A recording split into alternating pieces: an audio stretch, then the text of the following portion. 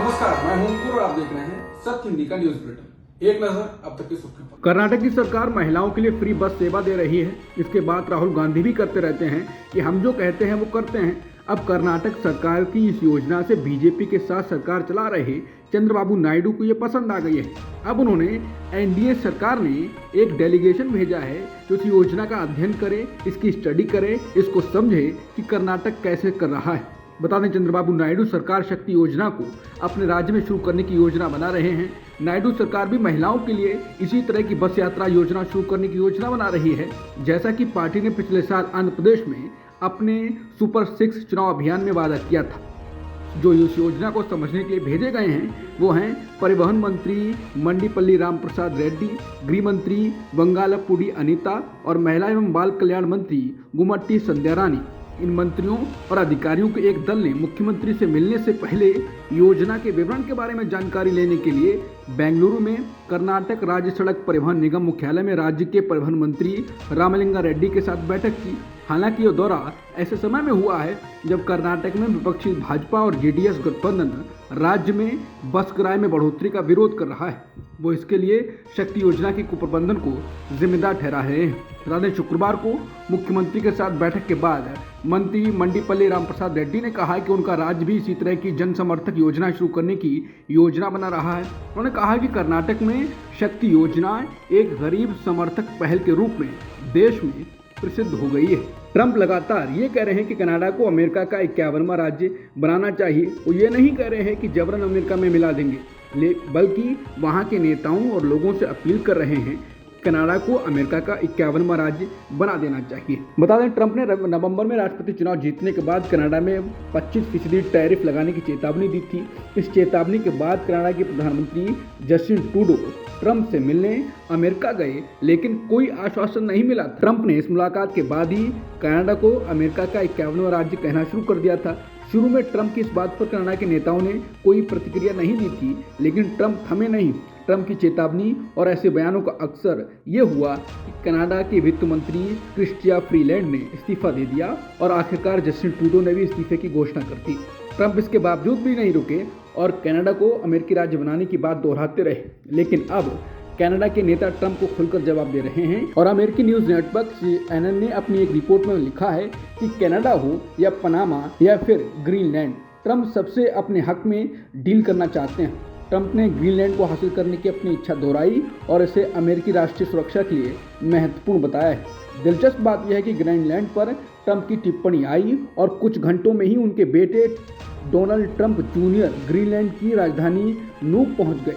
रोचक बात एक और हुई कि ट्रंप के बेटे ने कथित तौर पर ग्रीनलैंड को फिर से महान बनाओ की टोपियां बांटी। बता दें कि ग्रीनलैंड डेनमार्क में साम्राज्य का एक स्वायत्त क्षेत्र है। ये राज्य के भीतर 2 स्वायत्त क्षेत्रों में से बड़ा है। मिल्कीपुर उपचुनाव को लेकर उत्तर प्रदेश की सियासत गर्मा गई है। अब समाजवादी पार्टी ने चुनाव आयोग से मिल्कीपुर उपचुनाव को लेकर बड़ी मांग कर दी है। सपा ने चुनाव आयोग को पत्र लिखकर मिल्कीपुर उपचुनाव के दौरान वेबकास्टिंग की मांग की है। सपा ने चुनाव आयोग को लिखे पत्र में मांग की है कि चुनाव के दिन सभी 414 पोलिंग स्टेशनों की वेबकास्टिंग कराई जाए और वेबकास्टिंग का लिंक चुनाव लड़ रहे उम्मीदवार को भी दिया जाए। समाजवादी पार्टी द्वारा चुनाव आयोग को लिखे गए पत्र में लिखा गया है कि वेबकास्टिंग का लिंक प्रत्याशी और पार्टी दोनों को दिया जाए, जिससे वोटिंग के दिन पोलिंग स्टेशनों पर होने वाली घटनाओं और गड़बड़ियों की जानकारी पार्टी और उम्मीदवार को हो सके। बता दें कि मिल्कीपुर उपचुनाव को देरी से कराया जा रहा है। जब सारी सीटों पर उपचुनाव हुए थे तब मिल्कीपुर में चुनाव की तारीख का ऐलान नहीं किया गया था और उस वक्त यूपी में वोट डालने वाले एक वर्ग को पुलिस ने परेशान किया था। ऐसा किया जिससे वोट डालने वो ना जा पाए। अब सपा को भी लग रहा है कि मिल्कीपुर में कुछ वैसा ही ना हो जाए, पुलिस के सहारे बीजेपी सीट जीतने की कोशिश करे। भीमा कोरेगांव एल्गार परिषद केस में साल 2018 से जेल में बंद रिसर्चर रोना विल्सन और एक्टिविस्ट सुधीर धवले को बॉम्बे हाईकोर्ट ने बुधवार को जमानत दी। कानूनी मामलों की वेबसाइट लाइव लॉ के अनुसार जस्टिस अजय गडकरी और जस्टिस कमल खट्टा की बेंच ने दोनों को जमानत दी। बेंच ने कहा कि दोनों को लंबे समय तक कारावास में रखा गया है और मामले में अभी भी आरोप तय नहीं हुए हैं। बता दें, रोना विल्सन को दिल्ली से और सुधीर धवले को मुंबई से 2018 में गिरफ्तार किया गया था। सुप्रीम कोर्ट ने आसाराम को अंतरिम जमानत दे दी है। इसके बाद यौन शोषण की शिकार पीड़िता का परिवार गहरी चिंता और भय में है। शाहजहांपुर में रहने वाली पीड़िता के पिता ने इस फैसले के बाद अपनी नाराजगी व्यक्त करते हुए कहा कि जमानत मिलने के बाद आसाराम और उसके समर्थक ज्यादा उपद्रव करेंगे। उन्होंने कहा कि पहले भी आसाराम के समर्थक उनके परिवार को धमकियां देते रहे हैं और अब उन्हें खतरे का और भी ज्यादा डर है। पीड़िता के परिवार का मानना है कि यह जमानत आसाराम के लिए एक बड़ी राहत है जो उसके लिए और भी परेशानी का कारण बनेगा। उन्होंने कहा कि अब ये जेल से निकलकर मेरे खिलाफ षड्यंत्र करेगा।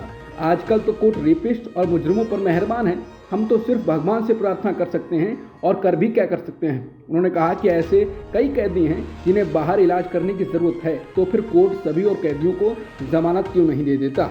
भाजपा की पूर्व सांसद और दिल्ली विधानसभा चुनाव में कालकाजी सीट से उम्मीदवार रमेश बिधूड़ी ने प्रियंका गांधी पर आपत्तिजनक बयान दिया। इस पर अब प्रियंका गांधी ने अपनी चुप्पी तोड़ी है। प्रियंका गांधी ने उनके बयान को फिजूल का बताया और कहा कि इस प्रकार की टिप्पणियों का कोई महत्व नहीं है। मीडिया से बातचीत करते हुए उन्होंने कहा यह बयान बहुत ही बेतुका है। इसके साथ ही उन्होंने बिधूड़ी के बयान पर तंज करते हुए हंसते हुए कहा उन्होंने अपने गालों के बारे में बात नहीं की, ये बड़ा दिलचस्प है। बता दें रमेश बिधूड़ी ने कहा था कि कालकाजी क्षेत्र की सड़कों को प्रियंका गांधी के गालों जैसा बना देंगे।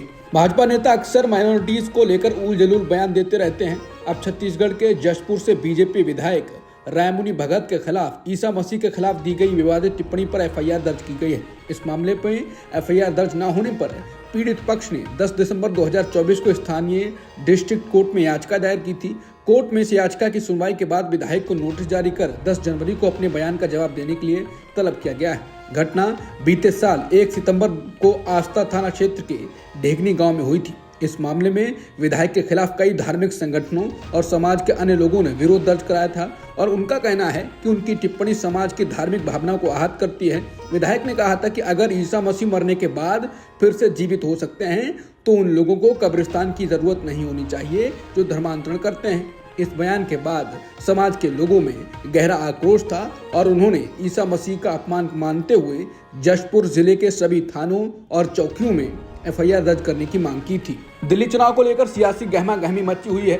अब कांग्रेस नेता और राजस्थान के पूर्व मुख्यमंत्री अशोक गहलोत के बयान के बाद अरविंद केजरीवाल ने पलटवार किया है। अशोक गहलोत ने कहा था कि आम आदमी पार्टी उनके लिए विपक्ष है। गहलोत ने कहा कि आपको ये भ्रम है कि उन्होंने 2 बार जीत दर्ज की है तो आगे भी जीतेंगे, लेकिन मुझे इस बार दिल्ली का राजनीतिक माहौल बदला हुआ लग रहा है। कांग्रेस बहुत बेहतर तरीके से प्रचार कर रही है। मुझे विश्वास है कि इस बार चुनाव नतीजे अच्छे हो सकते हैं। इस पर अरविंद केजरीवाल ने कहा कि श्री गहलोत जी, आपने साफ कर दिया कि दिल्ली में आप कांग्रेस का विपक्ष है, बीजेपी पर आप चुप रहे। लोगों को यही लग रहा था कि कांग्रेस के लिए आप विपक्ष है और बीजेपी पार्टनर है।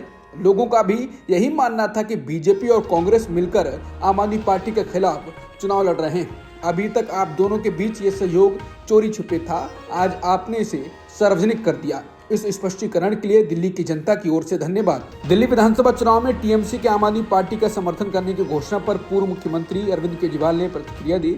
अरविंद केजरीवाल ने कहा कि मैं व्यक्तिगत रूप से ममता दीदी का आभारी हूँ। धन्यवाद दीदी, आपने हमेशा अच्छे और बुरे समय में हमारा समर्थन किया। दरअसल टीएमसी और आम आदमी पार्टी बीजेपी के खिलाफ एकजुट हुए विपक्षी गठबंधन इंडिया का हिस्सा है। हालांकि गठबंधन इंडिया में शामिल कांग्रेस भी दिल्ली विधानसभा चुनाव लड़ रही है। इंदौर में 2 भाजपा पार्षदों की लड़ाई का मुद्दा बढ़ता जा रहा है। भाजपा पार्षद कमलेश कालरा ने दूसरे भाजपा पार्षद जीतू यादव पर मारपीट का आरोप लगाया। कालरा के बेटे ने रिपोर्ट में लिखवाया कि दोपहर में 30-40 लोग घर में घुस गए, पार्षद पिता को अपशब्द कहे। वीडियो में देखा जा सकता है कि घर में मौजूद महिलाओं के सामने ही बदमाशों ने पार्षद के बेटे को नग्न कर दिया। पार्षद का बेटा हाथ जोड़कर उनसे मिन्नतें करता रहा। घर में महिलाओं से भी बदतमीजी करने की घटना सामने आई। दोनों नेताओं के बीच चल रहे इस झगड़े को मुद्दा बनाकर कांग्रेस ने भाजपा पर निशाना साधा। कांग्रेस नेता विवेक तनखा ने इस मामले पर टिप्पणी की। विवेक तनखा ने कहा है कि मेरा प्रश्न शिवराज सिंह चौहान और सीएम डॉक्टर मोहन यादव से है कि क्या यह मध्य प्रदेश का चेहरा है। इंदौर में 2 भाजपा पार्षदों की लड़ाई में एक पार्षद के घर में घुसकर उसके बेटे को नंगा करके पीटा गया। हद है ऐसी गंदी राजनीति पर। मन दुखी है। बापू की एनिवर्सरी है। बापू, ये आपका देश नहीं है। भारतीय अरबपति गौतम अडानी और उनकी कंपनियों की गतिविधियों की जांच करने के बाइडेन प्रशासन के फैसले को अमेरिका में चुनौती दी गई है। एक रिपब्लिकन सांसद लांस गुटेन ने ही चुनौती दे दी है। उन्होंने कहा कि इस तरह की चुनिंदा कार्रवाइयों से यूएस के महत्वपूर्ण सहयोगियों से संबंध खराब होने का खतरा है। अमेरिकी अटॉर्नी जनरल मेरिक बी गारलैंड को उन्होंने कड़े शब्दों में इस आशय का एक पत्र लिखा। उन्होंने इस पर आपत्ति जताई है। अमेरिकी सांसद लांस गुडेन ने अटॉर्नी जनरल से यह भी पूछा, क्या इन सब बातों का जॉर्ज सोरोस से कोई संबंध है। 5 बार के रिपब्लिकन सांसद ने कहा कि अरबों डॉलर का निवेश करने वाली और अमेरिकियों के लिए हजारों नौकरियां पैदा करने वाली संस्थाओं को निशाना बनाना अमेरिका को सिर्फ नुकसान पहुंचाता है। गुडेन ने तमाम बातों के अलावा ये भी लिखा है कि अडानी मामले में आरोप भले ही सच साबित हो जाएं, फिर भी यूएस इस मुद्दे पर उचित और अंतिम मध्यस्थ बनाने में नाकाम रहेगा। गुडेन ने पूछा कि इस कथित योजना में कोई अमेरिकी शामिल नहीं था। न्याय विभाग ने गौतम अडानी के खिलाफ ये मामला क्यों चलाया है, जबकि कथित आपराधिक कृत्य और कथित तौर पर शामिल पक्ष भारत में है। कि आप भारत में अपना न्याय लागू करना चाहते हैं। सुप्रीम कोर्ट के पूर्व जस्टिस संजय किशन कौल ने द इंडियन एक्सप्रेस को इंटरव्यू दिया। इसमें उन्होंने कहा कि जुडिशरी का काम है कि वो नियंत्रण और संतुलन बनाए रखे। कभी कभी नियंत्रण और संतुलन का उद्देश्य सरकार को कुछ खास रास्ते अपनाने से रोकना होता है। उन्होंने कहा कि सरकार और जज के बीच दूरी होनी चाहिए। जस्टिस संजय किशन कौल से इंटरव्यू के दौरान जब पूछा गया कि क्या ऐसा कोई मामला है जब वो सीजेआई डीवाई चंद्रचूड़ से असहमत हो, इस सवाल के जवाब में जस्टिस संजय किशन कौल ने कहा, कुछ विषयों पर हाँ। आखिर में सुप्रीम कोर्ट में अपॉइंटमेंट्स को लेकर परसेप्शन में कुछ अंतर हो सकता है।